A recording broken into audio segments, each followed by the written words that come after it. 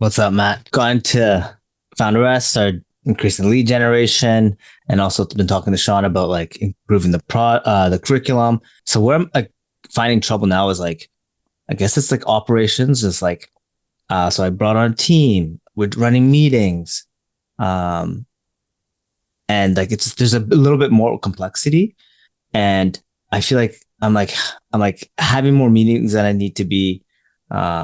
I'm having trouble with management. It's like all like the systems are in place, but like this, I guess we're like the blocking and tackling. hmm I'm having trouble with like how do I think about that? How do I learn about it? How do I improve on that? Okay. So there's a couple of things. So how big's your team right now, Guitar? There's five of us. Cool. And how many are there a lot of new people? Yeah, they pretty much all joined like two months ago. Okay. And what's the part that's like feels most broken there? Just like it's very loose, lots of random requests, like it's kind of all over the place a bit. I I don't really know how to manage clearly and effectively, so I just end up having a lot of meetings. Okay. Okay. Cool. Well, so what do you think would be most effective to you, like in helping you out there? Like, would it be something like general meeting structures, how to like lead a team I and don't even like, think it's I don't even think yeah. this is just meetings. Like I was talking to the other earlier. Like if I just have like a little bit of like some sort of framework that I can just like grab onto, then like I can really just like start iterating on it. But I don't even Okay. know like where's a meeting, where's a system, where is it leadership? Like hmm yeah, I don't really. I'm kind of just like in the dark about that right now. Okay. So here's roughly the 80/20 of this as I see it. Okay. I'm going to go through this simply because this is probably going to help you guys like with, again, 80% of the stuff that comes up here in your given business. Okay. When you're getting going, you may have like 7 core stages of your business, right? That brings a customer from awareness through to transaction. Every business is different, but it could look something like this: awareness on social media, then converting to your newsletter, then getting on a sales call, then collecting payment, then onboarding to your thing, community course, coaching, agency, whatever, then renewals and say your finance side of things. Okay. Let's just say that was 7 back in napkin. Okay. Now, in each of those areas, you probably have like 3 core systems. So I'm not going to go through all of them, but let's just say on social, it's your CTAs, how to grow your YouTube system, as well as your Instagram system. Newsletter, it's your newsletter publishing cadence, how you actually write a given newsletter, and how you drive people from newsletters to sales. On your sales calls, it's your sales scripts, it's your objection handling and how you pitch. On your collections, it's how you collect the payment, your payment plans, and how you do your reporting around this. So far and so on and so forth. Okay. When you think about those 21 systems now, right? So 7 different stages of the customer journey and 3 systems for each. Your job, if you're trying to get to like more of a systemized empire, right, is to map those out. They're going to look a bit different for each business, right? But there's some commonalities, and start to build in the systems gradually for those. It can be a combination of you. It can be a combination of your team. It can also be you use AI for a lot of these systems, right? And obviously like the content we have here in Founder OS.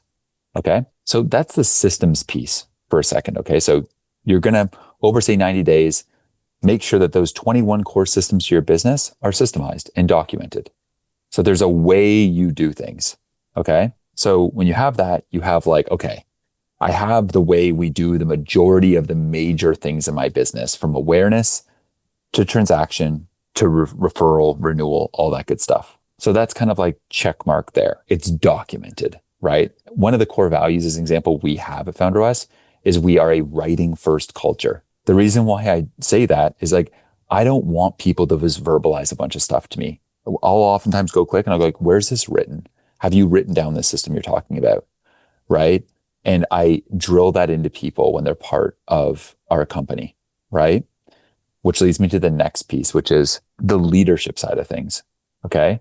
So leadership, right, I think is the cap on your success, right? If you're a bad leader, you're probably not going to be very successful. If you're a 10 out of 10 leader, you'll probably be 9 out of 10 successful. Like it's the cap on your success. Okay. Oftentimes, like I get on calls all the time with my team. And one of the things they tell me after, or they tell me sometimes, right, is like, it's my energy. It's the vibe. It's reminding them of the mission, why we're here, the impact we're making. That really is this X factor in terms of like making this move from feeling like a job to feeling like a calling that they're a part of, and it's a part of something bigger than themselves. So there, this is a quick cheat sheet, right? Like I have this kind of Founder S mission, vision, values, right? Our mission statement to the world and to ourselves. Our vision, just a one-line statement. Our core promise, right? Our true north, which is like our values, all listed. Our content mantra and our performance standards. Okay.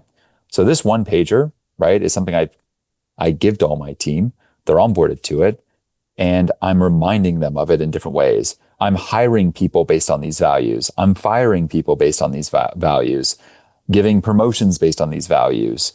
It's everything. Whenever I think about why I want someone to improve something, or when I'm trying to reinforce something in someone, I'm always trying to relate it back to our values. Hey, so-and-so, I really love what you just did. Such an amazing example of creating like a really amazing system, writing something beautiful to help us dazzle founders. Hey, so-and-so, this feels like it falls short a little bit. We're all about elevated design, and candidly, this looked pretty damn clunky.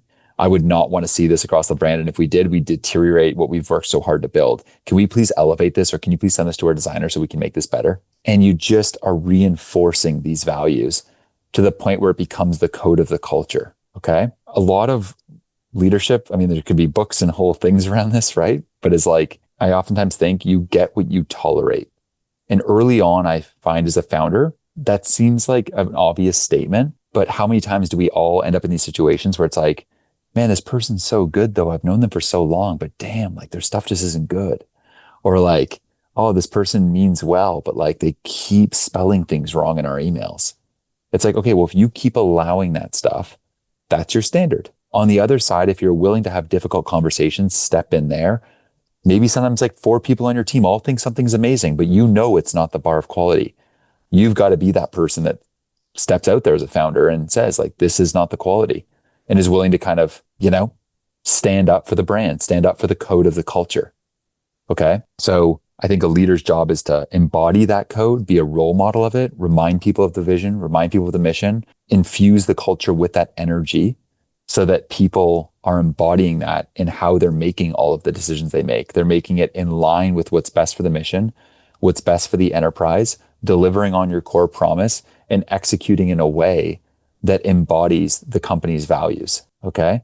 And when you do that, you have this like energetic sort of vibe, culture, tone to the company it's operating the way you intended it to. Okay. Now, then when it comes to the management side of things, you've got your, say, 21 core systems.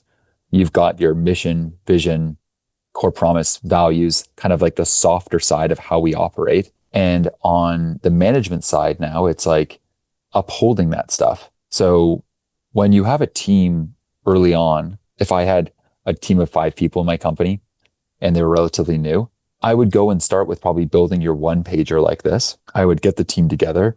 I would go through this on a meeting, and I would probably start having a meeting cadence every single day, even for 2 months. Okay. In your specific scenario, Kotaro, because I know your vibe, and I know what you're building, obviously. And it's like, you can imagine if every day you and the team are like, okay, first off, we're going to start off with sharing wins. We're then going to get into any opportunities or challenges we're seeing. We're then going to review, what did we get done yesterday? What do we need to get done today? And is there anything blocking us? Okay. So say that was the agenda. Okay. So wins, any opportunities or challenges, what did we get done yesterday? What are we committing to today individually? And is there any final blockers? And then that could be even a 30-minute meeting. You can imagine as you ingrain 5 people in that 5 days a week, 20 days a month, 40 times in 2 months, they're going to just by nature of like human habit, if you're embodying the values and harping on the values and holding that standard and reinforcing the systems and the adherence to them, if you've got the right people on board, they're going to quickly catch it and just start running with it. And that to me, like in a quick crash course here, is like sort of the way to deliver on like the trifecta of effective management, leadership and systems in a nutshell. Does that make sense? But that's when I said I need like some sort of framework to grab on. This is perfect. Yeah, this is I'm gonna run with this. Thank you.